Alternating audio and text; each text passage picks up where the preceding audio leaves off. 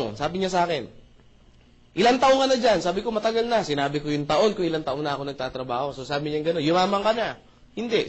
Imagine mo, naubos yung time mo, hindi ka naman yumayaman. Sabi ko, loko to ha. Di ba? Alam mo yung parang, sabi niya gano'n, anong position mo ngayon? Ay, medyo nagyabang na ako kasi maganda-ganda position ko. Sabi ko, manager po ako. Sabi ko sa kanya gano'n, manager ka nga, marami kang pera.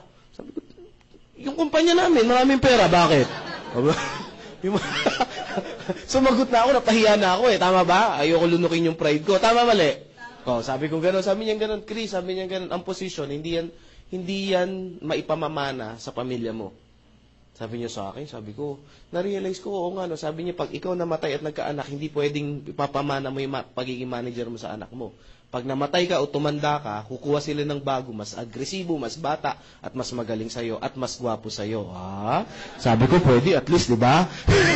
Naramdaman ko, na-appreciate niya ako. So sabi ko, sabi ko, ganun nga. Sabi ko, ganun. Pero sabi ko, sir, sabi ko kasi sa kanya, sir, ang maganda kasi sa position ko, stable na yung kinikita ko.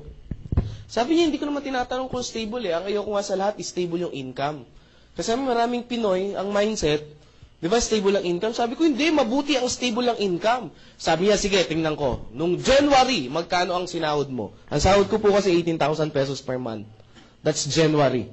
Sabi niya sa akin ganun. Sabi ko, 18,000. Sabi ko, okay nga. Sabi niya, February, magkano ang sinahod mo? 18,000. Wala naman ako absent, bawal umabsent ang boss. Tama po ba? Ang manager, ang absent, medyo babawiin mo yan. Ha? Sabi ko, sige, March, magkano sinahod mo? 18. Sabi ko, okay pala yan April. Sabi ko, 18. Sabi ko sa kanya, per month pa rin. Sabi niya, kita mo? 4 na buwan na, hindi nagbabago, stable talaga. Sabi ko, no. Di ba, masipag ka? Sabi ko gano'n. Subukan mo magsipag pa ng todo. Doblein mo yung sipag mo. Sinipagan, sabi ko, nagsipag ka ba nung ganito? Doblein mo yung sipag mo, April, May. Tama ba, May? Susunod? Doblein mo yung sipag mo nung April. Magkano sahod mo, Chris? Tinanong niya ako. Siyempre, magbabago pa ba yan? 18. Kita mo, stable talaga? Linisin mo yung kabilang kalin nyo. Magkano sahod mo? 18 pa rin. Magpagulong-gulong ka dyan. Magkano sahod mo? 18 pa rin. So, talaga stable yan. Tanong, yayaman ka, Chris? Yun lang. Sabi kong ganon. Kasi ang hinanap mo, Chris, sabi niya ganon, paano kaya yaman ang hinanap mo? Stable. Hindi mo naman hinanap yung kita na magpapaasenso sa'yo. May punto ba siya? Alam mo, sabi kong gano'n sa sarili ko, mukhang kinakain ko na yung sarili ko. Sabi kong gano'n. Sabi ko, mukhang inaapi na ako. Sabi kong gano'n, wag mo na, sa isip ko, wag mo na ako offense, pupunta na lang ako. Sabi ko sa kanya, sige, punta na lang ako, gagawa na lang ako ng paraan. Si Sir, kinuha niya yung day off niya. Tama ba? Ako, ginawa ko, nag-leave po ako, kasi kailangan mag-leave ka eh. Kasi walang day off talaga yung position ko. Sabi ko, sir, ganyan. Sige, pinayagan. Umattend ako ng seminar. Pagdating ko ng seminar, ganito yung klase ng seminar. Sabi nung sa seminar, papasok, medyo late kami. 1 milyon! Sabi ko, patay. Sabi ko, ano to? 2 milyon! Sabi ko, patay na. Sino gustong yumaman? Nagsisigawan yung mga tao. Sabi ko, patay na to. Ano to ng puntahan kong kulto? Sabi ko, tinitingnan ko, wala akong choice. Tama po ba? Yung sabi kong gano'n, pinagbigyan ko na, umabsent na ako, wala na akong upo. Pag-upo ko, nagpakilala yung speaker, pinakita yung products, nadismaya po ako. Personally, nadismaya ako. Bakit ako nadismaya?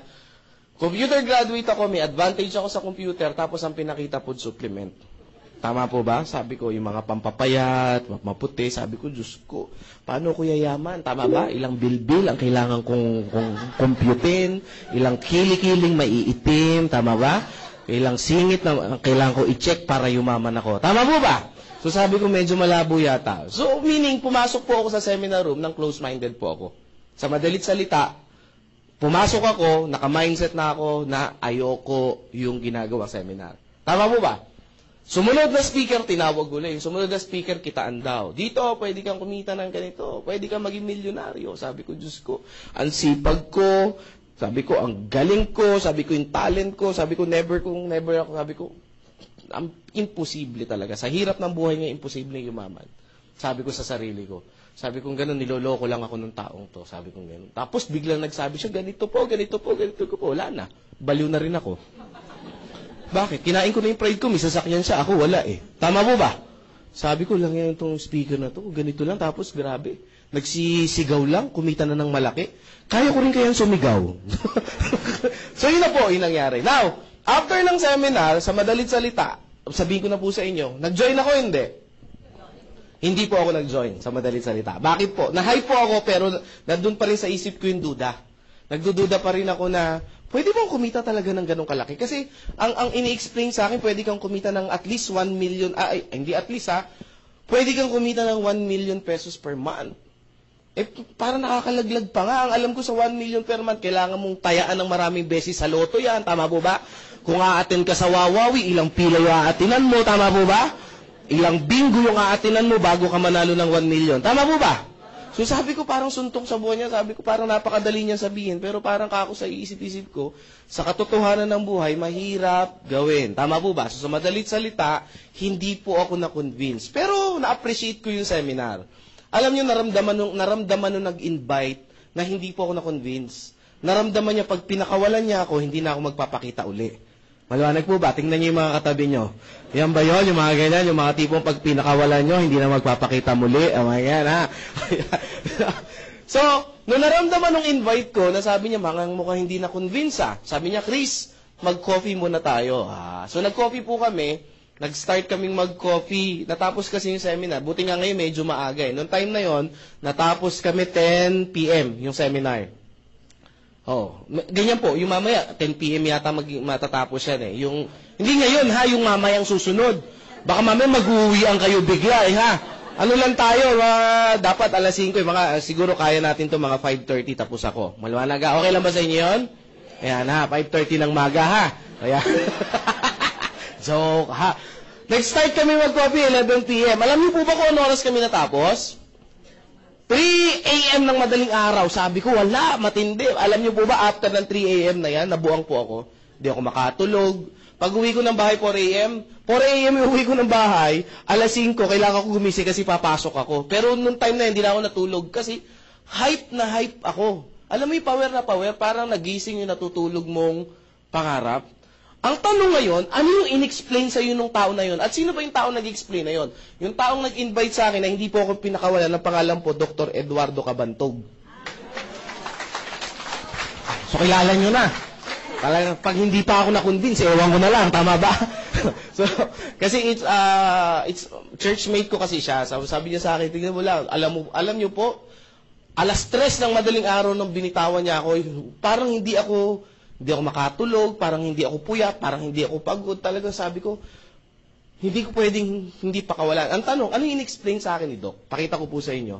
Dalawang paraan daw kung paano tayo gumagawa ng pera dito sa Pilipinas. Dito muna sa Pilipinas, huwag na tayo lumayo. Dito sa Pilipinas. Dalawang paraan. Pagka-graduate sa school, sino yung mga estudyante rito? Taas ang kamay. Yan, konti nagtaas ng kamay. Sino yung mga naging estudyante dito? Taas ang kamay. Sige. Kahit kindergarten, sige lang, magtaas lang. Ang importante, nakaranas mag-school. Sige po. Yung iba, hindi nyo inabutan? Nag-school ba kayo? Ayan. Okay Ang tanong ngayon sa mga estudyante at mga naging estudyante, pagka-graduate ng school, ano ang unang-unang option? Pagka-graduate sa school, ang college? Maghanap ng trabaho, mag-empleyado. Ang tanong, bakit? Para kumita ng pera. Tama po ba? Yung isa naman ang option is magnegosyo. Tama po ba? Pag may kapital o may konting kapital, magninegosyo. Tama po ba? Ang tanong, bakit hindi nagninegosyo? Walang pera. Ulitin ko ang tanong bakit employment yung unang hinahanap natin?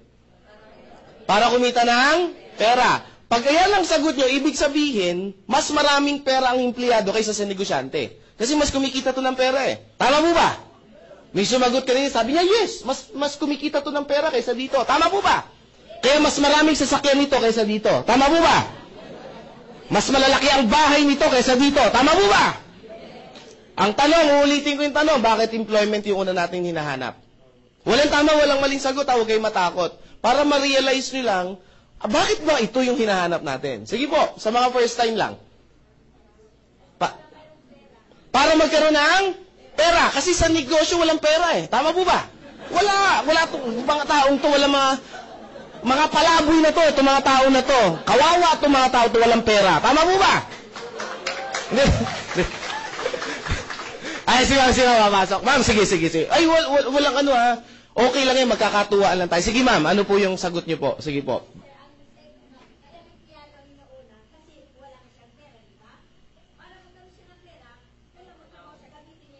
Yan. O, palakpakan natin sa... Yan. Pag sinabi, babalik ako kay ma'am. Ma'am, ano po name niyo, ma'am? Mami, ha? Tita na lang tawag ko sa inyo, o ate. Yan, ha? Ma'am Alice. Ma'am din, bumagsak no? O Ma'am Alice, pag sinabi bang negosyo, ano unang kailangan? Si ma'am lang, si ma'am Alice lang. Kapital. Yan. Pag sinabing kapital, ano unang kailangan? Pera. Tama po ba? Sagot kayo. Tama po ba? Ano unang kailangan sa kapital? Mali. Idea po. Pangalawa lang ang pera. Maraming Pinoy, ang akala nila pera ang una. Ano ginagawa ng Pinoy? This is the traditional way na ginagawa ng Pinoy. Papangakuan yung pamilya. Anak, mga asawa, mga anak, mga asawa. Ba yan, nasasabi ko? Pupunta muna ako ng ibang bansa, magtatrabaho ako at mag-iipon ako ng pera. Tama, mali? Yung binibitawan sa atin para pag makaipon ako, uwi ako ng Pilipinas, magninegosyo tayo. Tama ba? At magbago ang buhay natin. Tama ba? Nagtrabaho na ilang taon, pag uwi ng Pilipinas, may pera, wala. Hindi, karamihan meron. Karamihan meron. Sabi nga, maliit lang. Hindi ko naman tinanong kung maliit o malaki. Tama ba? Ang sinabi ko, na umuwi ng Pilipinas, merong dalang pera. Tama po ba? Either 10,000 yan, 20,000 yan, wala tayong pakialam doon. Basta meron siyang inuwing pera. Tama po ba? Pero bibihira yung nag-uuwi ng 10,000 ha. Karamihan meron talagang ipon pag uwi. Mga minimum yan, may 50,000. Gaya kasi bakit ko alam, mostly ng family ko, mga tsahin ko, mga upper na kamag-anak ko, mga talaga abroad yumaman. No po, ito ngayon yung question. Pag uwi ng Pilipinas, may dalang pera, karamihan po ba nagninegosyo? Ano ginagawa? Bibili ng flat screen, malalaking TV, refrigerator. Tama po ba? Mga bago sa bahay. Tama po ba? Papakain dito, syempre, mayabang galing abroad Tama ba? Mataas ang ere niya. Tama, mali? Syempre, galing abroad. Bigay dito, bigay dyan. Tama po ba? Pag piyesta, pakain ng todo. Pag birthday, talagang todo max. Tama po ba? Ang mga kamag-anak, pasalubong dito, pasalubong doon. Pagtapos ng ilang buwan, kamusta na? Wala na ng pera. Pag wala ng pera, ano uli gagawin? Babalik ulit doon, pangangakuan yung pamilya. Ilang beses natin nakita yung ganyang picture Tama po ba? Ang tanong, may pera yun, wala? Meron! Tama ba? Ba't hindi nagnegosyo? Alam natin, ito yung unang kailangan. Yes, walang idea. Bakit employment ang una natin pinapasok? Kasi walang idea sa... Yun yung dahilan. Kasi pag pinagsabi natin kapital lang at pera lang, ang tanong, pag ikaw ba nag-empleyado, walang kapital na pera? Marami ako na-interview, ang dami di ba? Yung naghahanap pa lang ng trabaho araw-araw, magkano na ang kapital? Pamasahe, pagkain. Tama po ba? Pag natanggap ka, requirements pa. Tama po ba? Sabi, maliit lang yun. Ang negosyo po, alam niyo po bang hindi naman pinagbabasihan kung gaano kalaki yung pera? Bibigyan ko kayo ng konting tip. Merong nagkaroon ng segment ang Balitang K. Alam niyo yung Balitang K? Ang host dyan, si Jessica Soho. Tama po ba? Hinitignan ko lang kung nanonood kayo. Siyempre si Corina. Meron sumagot, oo, gumanon. Halatang di nanonood. Sabi niya, oo, talaga nakikinig siya, attentive, no? Ang host dyan, si Corina Sanchez. Meron siyang pinicture dyan, isang matanda, naging milyonarya. Pero alam niyo po ba kung saan siya nag-start? Sa 5 piso lang. Sa 5 piso lang siya nag-start mag-business sa halagang 5 piso. Pero after a year and a year, naging milyonarya siya. Ang tanong ngayon, Chris, paano niya nagawa yun? Tama ba? Kasi nagkaroon siya ng idea. Ano negosyo ginawa niya? Yung 5 piso niya, binili niya ng squash. Ano sa Tagalog ng squash? Ayun, kalabasa. So, hinugasan yung kalabasa, hiniwa niya, yung 5 piso hiniwa niya, tapos kinatkat niya, tapos binenta niya sa kapit. Baka mamaya pumunta kayo walang maiiwan kayo na nag-invite sa inyo Tama ba? Ang tanong, pwede ba kayo maging milyonaryo din? Depende sa idea na meron kayo ngayon. Tama po ba? Kasi it's not how, sabi nung mentor ko, ang pagyaman, hindi sa laman ng kanyang bulsa, kundi sa laman ng kanyang pag-iisip. Tama ba? Ang tanong, bakit employment? Chris, gusto niyo malaman yung sagot? The reason why bakit employment, kasi meron tinatawag dito na security income. At sa negosyo, walang security income. Ang Pinoy masyadong sigurista. Tama ba? Subukan mo, aling nena, magnegosyo tayo. Ayoko nga, Chris! Bakit? Baka malugi. Sabi ko talaga malulugi. Bakit, Chris? Hindi pa tayo nag-i-start. Usapan pa lang, lugi na. Tama po ba? Hindi mo nga tinanong kung magkano ang kitaan. Tama ba? Kung paano yung paraan. Tama mali. Yan. Bakit dito? Sigurista ang Pinoy eh. Dito walang lugi. Tama ba? Basta natanggap ka, trabaho ka lang araw-araw. Tama ba? Trabaho araw-araw, tatanggap ka ng A15. Tama mali? Trabaho araw-araw, tatanggap ka ng katapusan. Tama ba? Tuwing A15 at katapusan.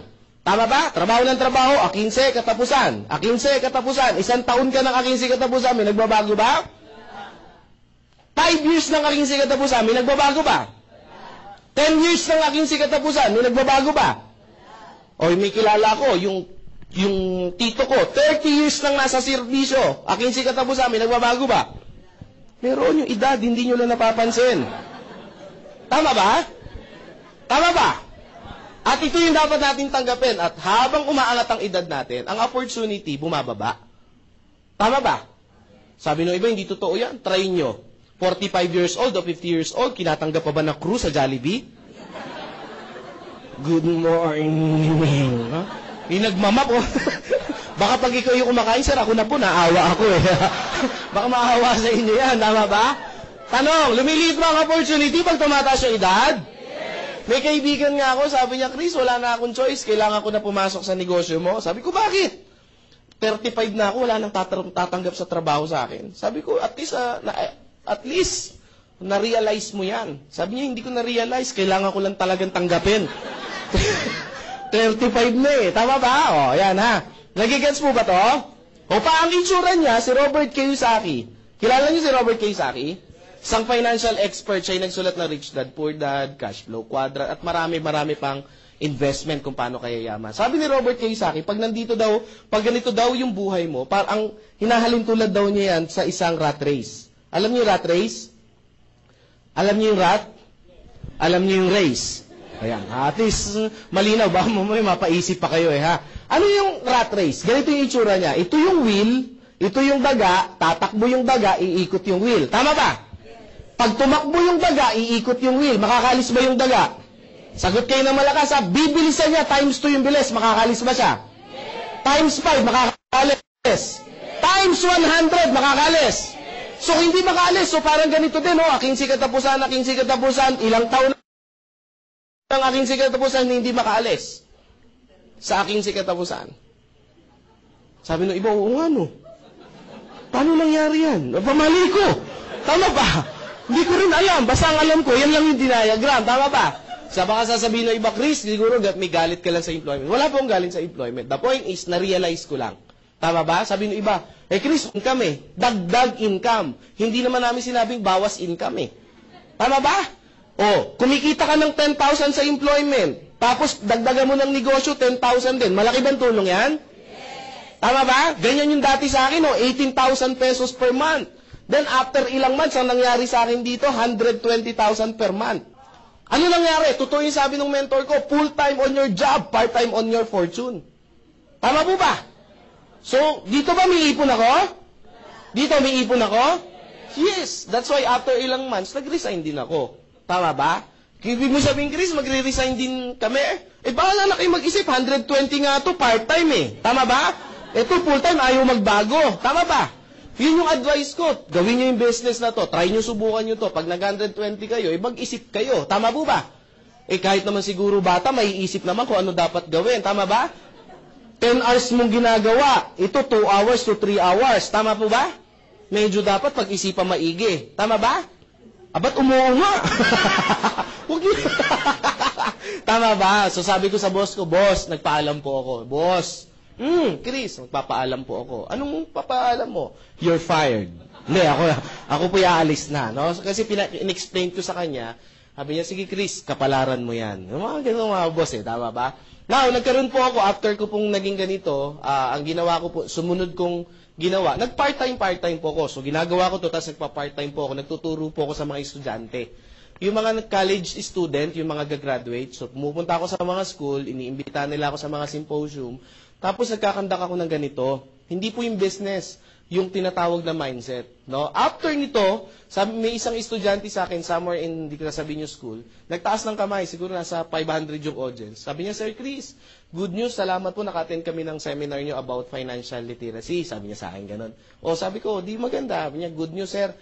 Pagka-graduate, tama-tama, mag-graduate po ako, hindi na po ako maghahanap ng work, didiretso na po ako sa business. Sabi ko, hindi naman aim, hindi naman ako bias eh. Sabi ko gano'n, business. Sabi ko, wow, di good news. Anong business ang gagawin mo, sir?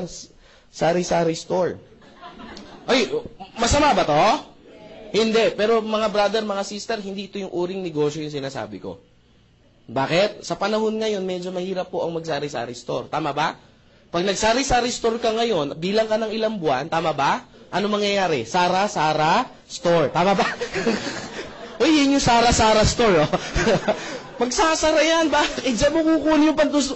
Sabi niya, oo nga, sir. Sabi ko, pag wala kang alam sa traditional business, mahihirapan ka. Sabi ko sa kanya, sir, sabi niya sa akin, anong negosyo yung papasukin ko? Bibigyan kita ng tip. Ito yung tinuro sa akin ni Mr. Paul Zane Pilzer. Ay, sorry, si J. Paul Getty pala. J. Paul Getty, si JPG. Nakabasa ako ng libro niya, pag magninegosyo ka daw, sabi ni J. Paul Getty, kailangan daw, yung ginagamitan ng time leverage. Narinig niyo na po ba to? Narinig niyo na? Sino ba si J. Paul Getty? Siya yung kauna-unahang naging bilyonaryo sa Amerika sa larangan ng langis. Langis yung business niya. Ano ba yung time leverage? Ito yung ginagamit ngayon nila Lucio Tan, nila Henry C., nila tawag dito, nila Mark ng Facebook, nila Bill Gates, nila name it, nila Warren Buffett, yung mga multi-millionaire, billionaire sa buong mundo, ito yung sikreto nila, bakit sila yumayaman. Tama po ba? Tanong ba natin sa sarili natin, bakit ang mga mayayaman lalong at ang mga mahirap lalong Tanong na ba natin sa sarili yan? Matagal na ba ang tanong yan? Nasagot na ba? Kung tagal na yan, no, ay masagot. Ito, bigay ko po yung sagot. The reason why bakit ang mayaman lalo yung mayaman, kasi ang mga mayaman, alam nila o natutunan nila yung time leverage. Ano ba yung time leverage? Ang time leverage is simple lang po. Explain ko po sa pinakamadaling salita or para madaling maunawaan. Tao. Ang tao may ilang oras sa isang araw. Sino mga first time? Taas ang kamay. Madali lang naman yung tanong ko eh. Ma'am, ang tao po may ilang oras sa isang araw. Nandiyan ba yung mga tinawag ko? Alam ko nandito lang yun eh. Ma'am, ano po name niyo, ma'am? Apo, sige po. Pearly. Dami namang pangalan, Pearly pa. Yan yung unang bumasted sa akin eh. Oo, yung unang-unang niligawan ko ang pangalan, Pearly. Ayan. Yung sumunod ko lang niligawan, Bernardo na yung pangalan. Pearly. Sabi yun, babae rin yun, babae lang. Okay. Bernardo Jr. Ma'am Pearly, ang tanong, Ma'am Pearly, ang tao may ilang oras sa isang araw? 24 hours. Pwede bang sumobra, ma'am? Si Pearly lang. Ang dami bang Pearly rito? Dami pala.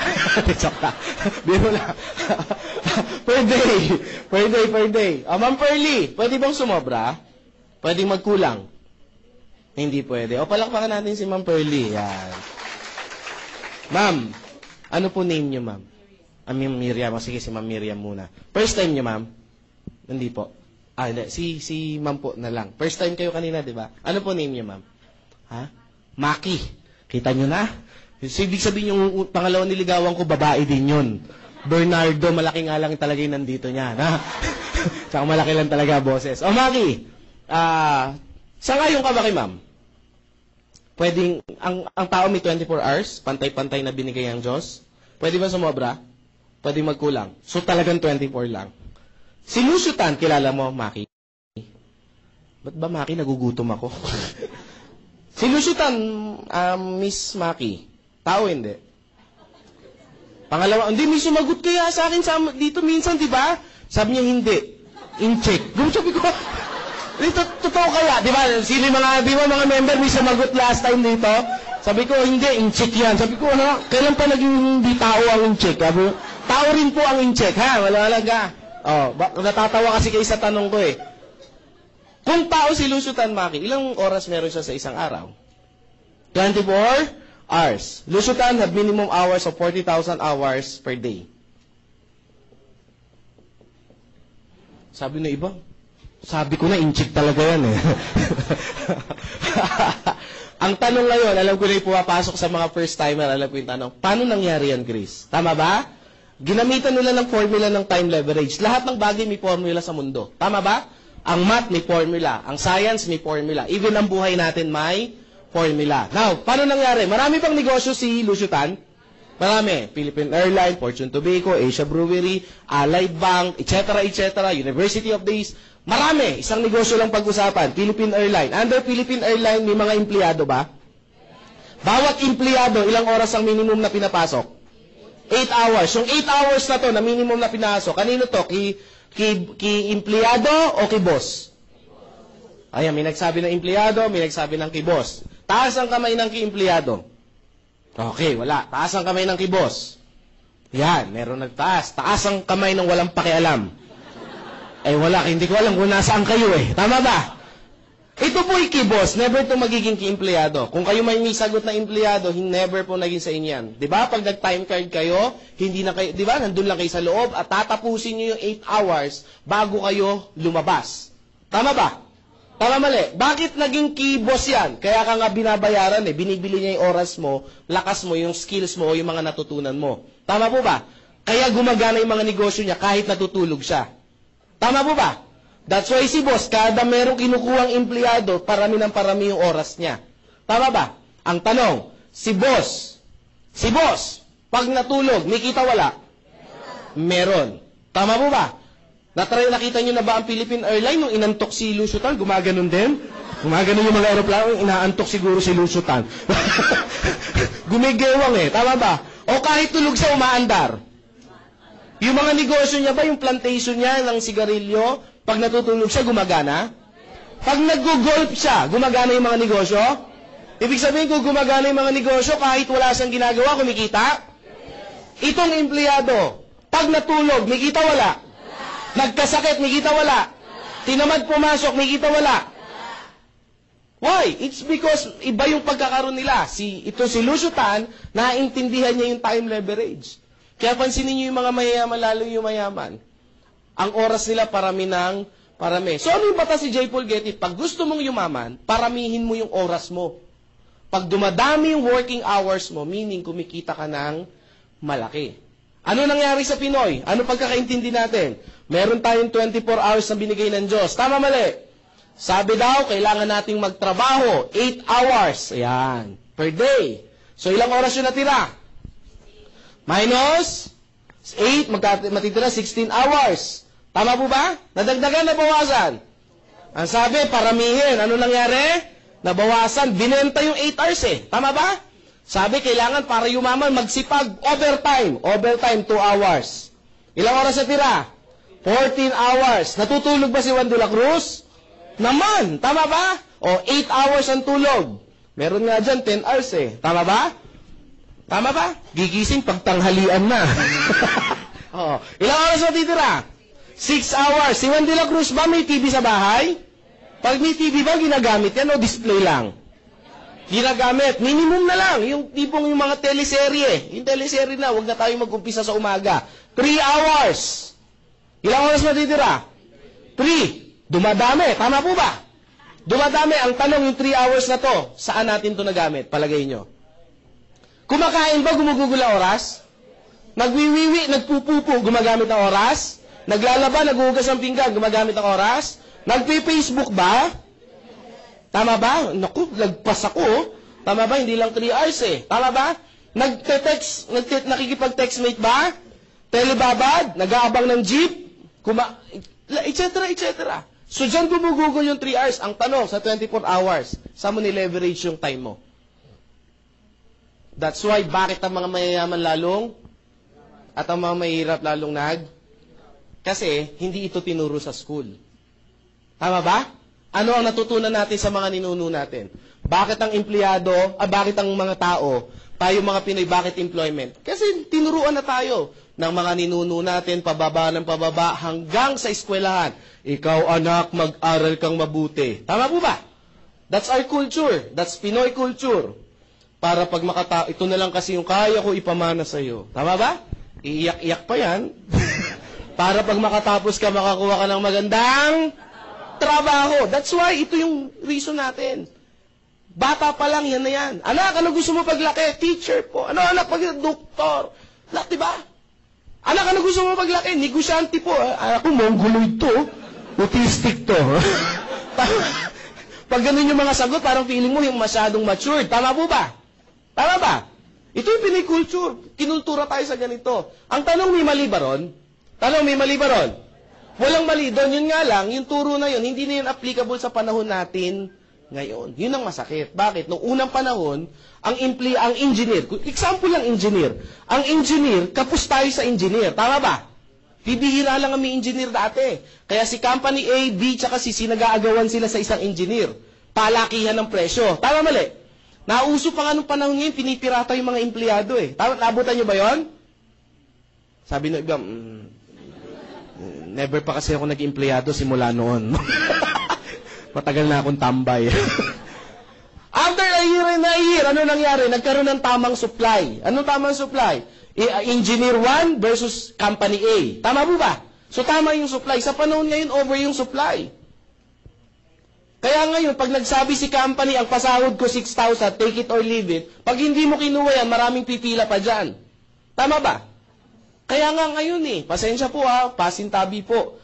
Alam niyo po ba sa mga nursing student, pagka-graduate, yung starting pagka-graduate, pag ikaw yung unang apply mo, unang kuha mo, 6,000 no?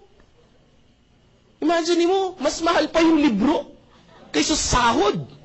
Starting to bakit kukunin? Alam mo, sabi sa TV, kinuha, in-interview sa kamakailan lang, 2 days ago. In-interview, bakit daw? Bakit mo kinuha yan? Para po magkaroon ng experience. Tama po ba? Imagine mo, grabe 6,000. Ilang taong ka na dyan? 5 years na. Para magkaroon po ng experience. Actually, hindi para magkaroon ng experience. Wala kang choice. Kaya ginrab. Tama po ba? Kasi pag hindi mo kinuha yan, may kukuwang iba. Tama ba? Sabi ko nga huwag ka na mag-apply dyan. Meron nga akong isang friend, huwag ka na mag-apply dyan. Sa akin ka na lang mag-apply. Kasi yung nursing student na pagka-graduate mo, ganda mo pa naman, sexy mo, ang puti mo, ang kinis mo, 6,000 lang sahod mo. Sabi ko sa amin ka na lang mag-apply. Sabi niya, sir, may hospital din kayo? Hindi. Sabi ko, anak ko naghahanap ng yaya. Ang pasahod ko, tumaas na 9,000 ang sahod ng yaya ko. Totoo, ang yaya ng anak ko, mataas ang sahod. Sabi ko, bakit? Ang requirement ko, syempre, nursing student, yung mga nursing graduate, yung mga ganyan. Kailangan nakapasa ng board, no? So, mataas ang starting. Joke lang. Syempre, dalawa inaalagaan, yung 6,000 sa anak, yung 3,000 sa tatay. Pero lang yan, pero. Kidding aside, pero 9,000 talaga yung sahod ng yaya ko. Sabi nung iba, Chris, bakit ang taas ng sahod? Kasi simple lang po. Pag mataas ang sahod ng yaya ko, hindi gagawa ng kalokohan sa bahay namin yan. Tama ba? Subukan kong 3,000 niya, baka kinupitan na ako niyan. Tama ba? Magkakaroon ng problema sa buhay. Ang tanong, sino kaya nakakaipon dito sa dalawa? Ha? Litan ko na lang. Doon na lang tayo sa regular. Baka sabihin niyo, Chris, kasi marami kang pera, kaya nakukuha mong ganyan. Doon na lang tayo sa ordinary, na ang sahod 4,000. 5,000 na yaya. Sino kaya nakakaipon dito? Kasi ito namamasahe ito araw-araw Tama ba? Si Yaya hindi, stay in yan Tama ba? Ito kakain pa to. Tama ba? Ito, bubuksan lang yung rep namin, kakain na yan Tama ba? Tama ba? Tama mali? Nakakapamasyal ba to? Hindi, kami pag nagpunta ng Hong Kong, kasama yan Totoo. Pag nagpunta kami ng Boracay, kasama yan. Siyempre, sino mag-aalaga doon? Tama ba? So magsasalamat sa alaga sa anak namin. Tama ba? Punta kami Boracay, di ba? Do'y anak namin. Di walang mangyayari sa aming mag-asawa. Paano kayo mag-i-enjoy? Lagi nakabuntot. Tama ba? Dyan lang siya, laro-laro. Tama ba? Ano yung point? At the end of the day, pagdating na 15, marami pang kaltas to. Tax, SSS, etc., etc. Tama ba? Ito, pagdating ng sahod niya, buo, 5,000. Tama mali? Ito, pag sahod, ewan ko ano matira. Tama ba? Hindi ko po ito sabi para saktan yung nararamdaman nyo. The point is sometimes kailangan natin ma-realize. Kasi one time may nag-seminar, Chris, hindi, sinasaktan mo lang kami. Sabi ko, hindi, sometimes masakit talaga ang katotohanan. kung tatanggapin natin. Tama ba? Ba't ko ito sinasabi? It's because para dagdagan nyo yung income nyo. Bakit? Kasi sa panahon ngayon, pataas ang bilihin, dapat talaga tayong magdagdag. Yung 20,000 pesos ka na sahod, kapus eh. Alam nyo ba, ayon sa statistic, ang isang binata o isang dalaga dapat kumikita ng 50,000 para gumangang buhay? Dalaga't binata to, ha? Eh, may nakausap ako 10,000, no? Ang anak, 4. Sabi ko, Diyos ko, paano kayo mangyayari dyan? Sabi niya, Chris, ang hirap ng buhay namin. Kahit hindi mo explain, alam ko na eh. Tama ba? Sabi ko, hulaan ko. Naka-jumper kayo, no? Huwag ka maingay. Tama mo ba? O, yan ha. O, sabi ng iba, Chris, tawag dito. So, Chris, ano yung dapat na namin business sa pasukin? Yung may gumagawa ng time leverage. Tatlo yung negosyo na pwede nyo pasukin. 3 negosyo po ang pwede nyo pasukin. Bibigyan ko kayo ng option. Hindi ko yung offer yung company namin agad kasi magiging bias ako. Unang option, pwede kayo mag-traditional business. Sa traditional business, ang kailangan nyo, tawag dito, magandang idea. Hindi pwedeng galing sa idea nyo. Bakit? Wala nga kayong experience eh. Tama ba? So, pag galing sa inyo yan, mataas ang risk. Tama ba? So, malaki ang kapital. Tama mali? O, pag kailangan, at least kahit pa paano, yung meron din tawag na overhead expenses. Tama ba? Tama ba? At least ang kapital mo rito, meron kang $250,000 to start the business. Kung seryoso ka. Sabi ng iba, magkano kikitain yan? 10%. Magkano ngayon yan? At least monthly meron kang 50,000 para kitain. Pwede na? Sabi ng iba, no, pwede kayo dito? May $250,000 kayo? O, kalimutan. Maliwanag ha? Mahabang usapan to eh. Sumunod, franchise business. Ang franchise business ba maganda? Maganda ba ang franchise business? Yes, bakit? Merong nag-isip ng idea na. Ang gagawin mo, kakapitalan mo na lang. Tama mali? And then the rest, same. Meron 3 uri ng franchise business. Small, medium, and large.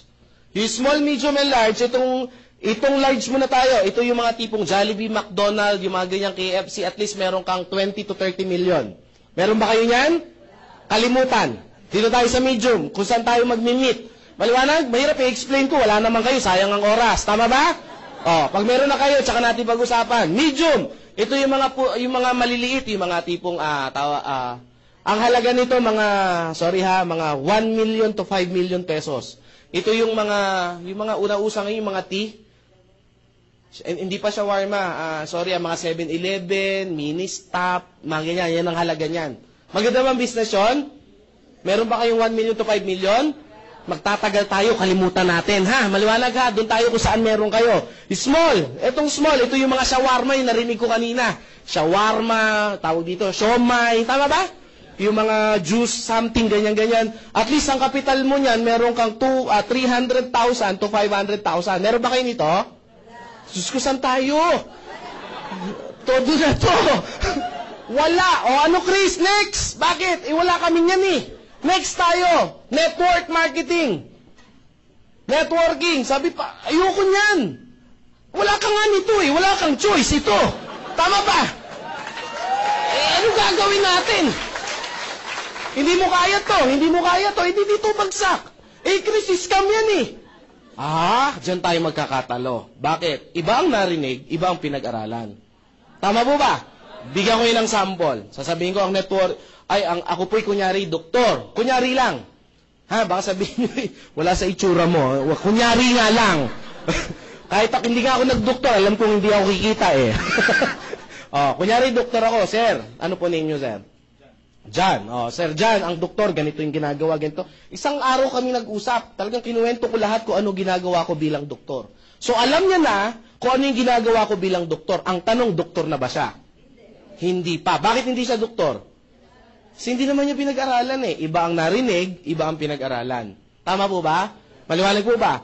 Baka mamaya, yung rinig nyo na scam, mga sa kapitbahay nyo lang yan. Tama po ba? Tama mali? Kasi, kung bakit lumalaki itong franchise business, it's because networking yan.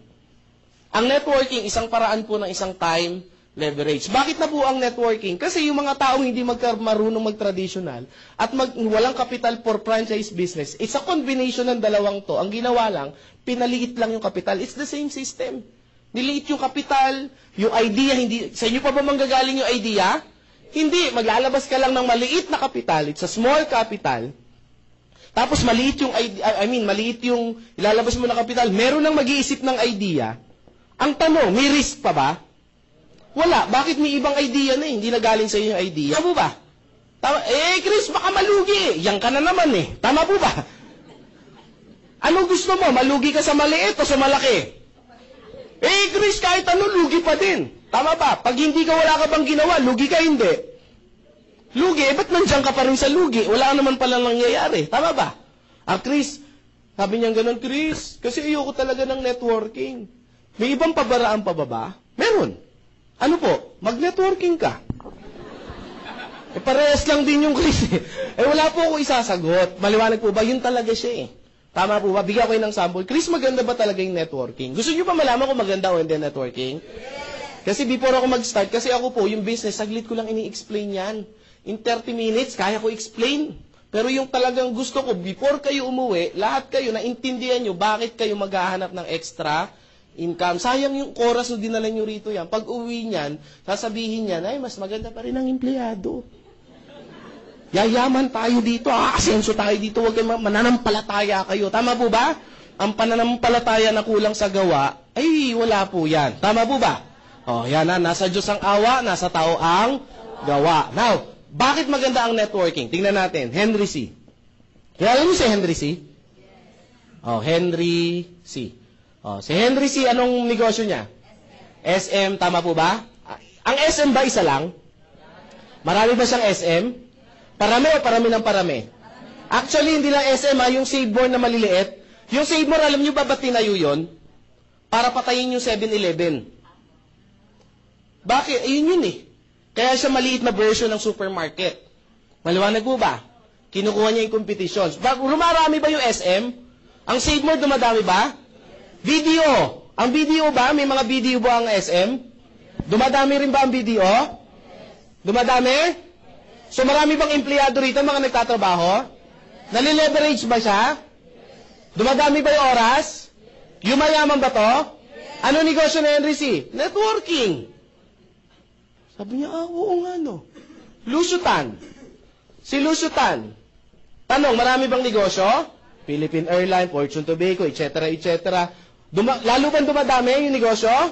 Dumadami na dumadami. Pag dumadami may negosyo, dumadami din yung empleyado?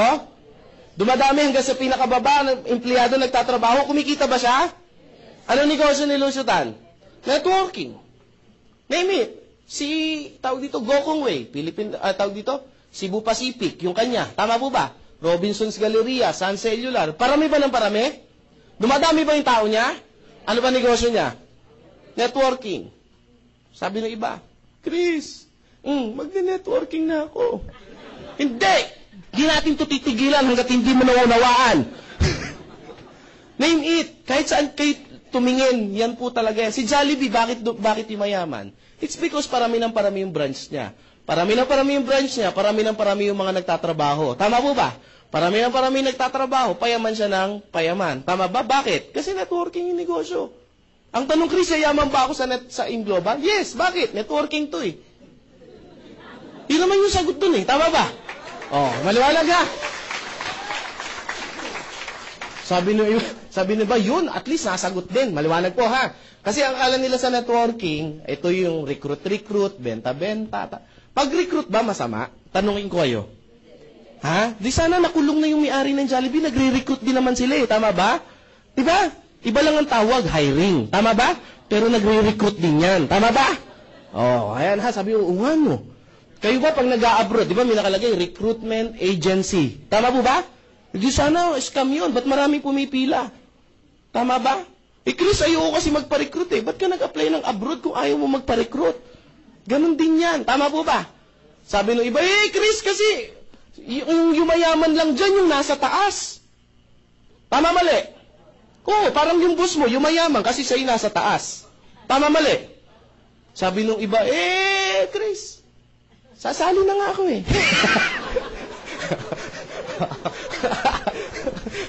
Naubusan. Business!